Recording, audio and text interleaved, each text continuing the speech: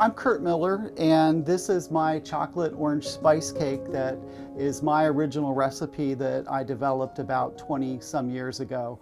And my sous chef. I'm Herb Smith, and I'm his sous chef and official taster. All right, well, the first thing that we need to do, since it is a spice cake, is measure out the spices that we want to add to this. So 1.5 tablespoons of cinnamon for each bowl, and then we have nutmeg, allspice, cloves is going to be 1/4. Okay, and ginger is the last. Next, we're going to get our eggs ready, and if you would get 3/4 cup of water, please. I'm going to go ahead and put the water in the mixer first. And we are using Duncan Hines Butter Golden cake mix. And then we're going to go ahead and add the melted butter and the 3 eggs. You want to add those. And then one of the spice mixes.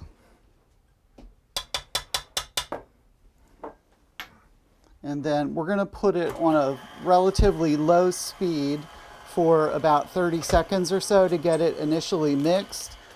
All right, so we're going to pour this in, aiming to keep it kind of centered so that it spreads out, and then we'll smooth it out a little bit once we have all of the batter out of it. All right, so the oven is preheated to 350 degrees, and we're going to put them in here side by side. Okay, so now we are going to make the orange filling for the cake. We're going to start with melting a tablespoon of butter. And then once the butter is melted, he'll add the orange marmalade in. At this point, we have it nice and melted, so it's all running around there and dissolved. So we'll start spooning in the orange marmalade. So we now have it pretty much liquefied. Okay. And then we want to add our 2 alcohols. Yeah, let's let it bubble just a little bit. Okay, I think we're good at that point. So you want to add one and I'll add the other, and then you're going to stir constantly for 20 seconds. And so now we have a very liquefied orange marmalade. And this is going to be between the layers of the cake, so the cake will actually absorb the liquid. Okay, and so first of all, for the frosting, it takes 13 tablespoons of butter. Okay, so that's going to take a moment to melt. So I'm going to grab my measuring cup and begin to plan the cocoa, that's dry measuring cup. And it's going to take 1.5 cups of cocoa. And my preference for this was just to use Hershey's unsweetened cocoa. Very good, thank you. Okay, so our butter is almost melted. It's still dissolving just a little bit. So once we have this all melted down, I'm going to add the cocoa powder to this so that it becomes like a thick paste, which you'll see in a minute. But this is the thick paste that it will turn into. As you can see, everything's coming out of there really well at this point, and looking nice and thick. And that's going to be the basis for the fudge frosting. So after that, we're going to add it to the bowl first for the mixer.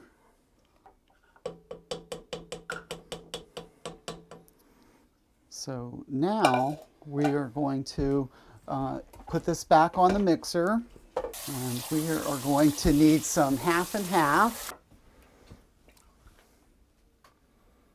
and then some powdered sugar. It's going to take, I believe it's 6.5 cups of powdered sugar.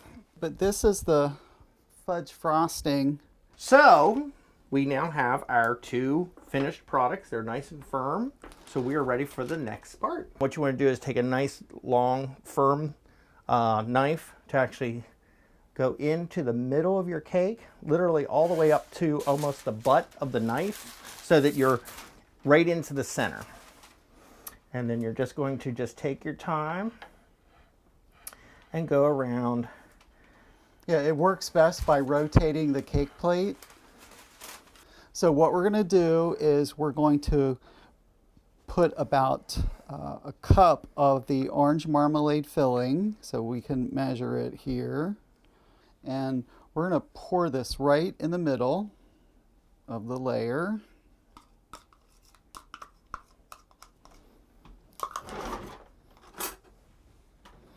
And then we're going to spread it out almost about a ½ inch from the outside edge.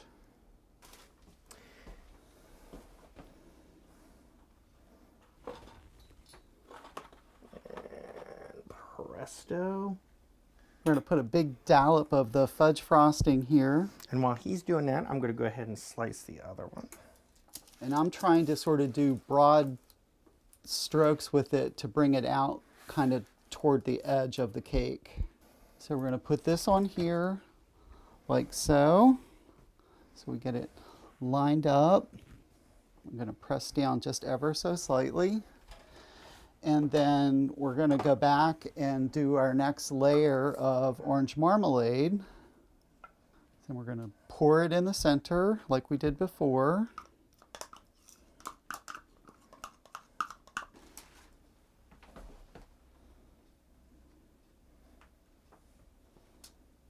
So again, a great big dollop in the center.